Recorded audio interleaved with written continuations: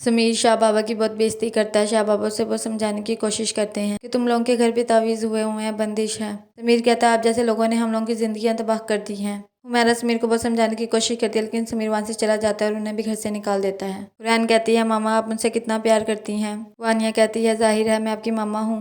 हुरैन कहती है मुझे लग रहा है कि कुछ बुरा होने वाला है। दादो ने आपको मारने की कोशिश क्यों की थी। वानिया कहती है ऐसा कुछ नहीं है, ये बात दिमाग से निकाल दो। अभी दूसरी साइड से हुरैन आती है और कहती है मामा मैं वॉशरूम में थी, आपने मुझे बुलाया। वानिया के चेहरे का रंग उड़ जाता है। हुमैरा अहमर को कॉल करती है और कहती है बेटा ये सब कुछ मेरी वजह से हुआ है, प्लीज़ तुम शाह बाबा से माफ़ी मांगना मेरी तरफ से, जैसे तुम फ्री हो मेरी तरफ चक्कर लगाना।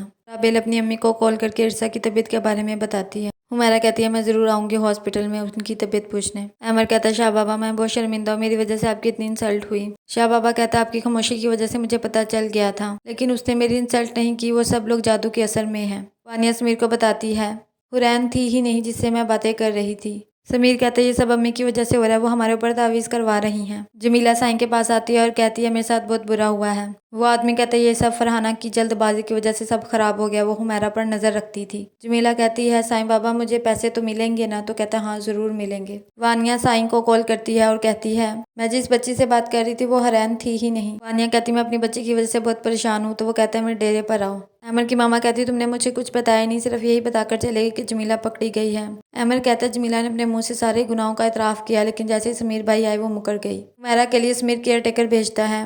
हुमैरा कहती मुझे किसी की ज़रूरत नहीं है, चली जाओ तुम भी यहाँ से। वो औरत समीर को कॉल करके बता देती है कि आपकी अम्मी ने मुझे नहीं रखा अपने पास। समीर कहता है अम्मी कोई बात समझती क्यों नहीं है। इनाम और मिनाहिल इरसा का पता करने आते हैं। हसाम कहता है ठीक है अब तुम लोग ऑफिस जाओ। यह आदमी लोगों से आज झूठ बोलता है। यह आदमी कहता है ये सब तुम लोगों की माँ की वजह से हो रहा है, उस औरत के पास जाओगे तो यही सब होगा, वो औरत तुम लोगों को तबाह कर देगी। मैं जानता हूँ उस औरत को एक एक करके उसकी सारी औलाद छोड़कर चली गई है। अहमद उसकी मामा हुमैरा से मिलने आती है। हुमैरा कहती मेरे पास थोड़ी देर के लिए बैठ जाओ। तो वो कहती इसके पापा चले जाएं फिर मैं जरूर आऊंगी। अहमद उन्हें शाह बाबा का लिखा हुआ कागज देता है और कहता है यसर और मगरिब के दरमियान में पढ़ना है। फरहाना बैठकर काला जादू कर रही होती है। इरसा को जैसे ही होश आती है वो जादू के असर में कह देती है कि मुझे राबेल ने धक्का दिया था। वकार कहता है कि वो लड़की तुम लोगों के साथ रहेगी तो तुम लोगों को तबाह कर देगी। राबेल इरसा से मिलने आती है। इनाम उसे मिलने नहीं देता और कहता है मुझे तुमसे कुछ बात करनी है। इरसा कहती है नहीं अनाम अभी नहीं करनी।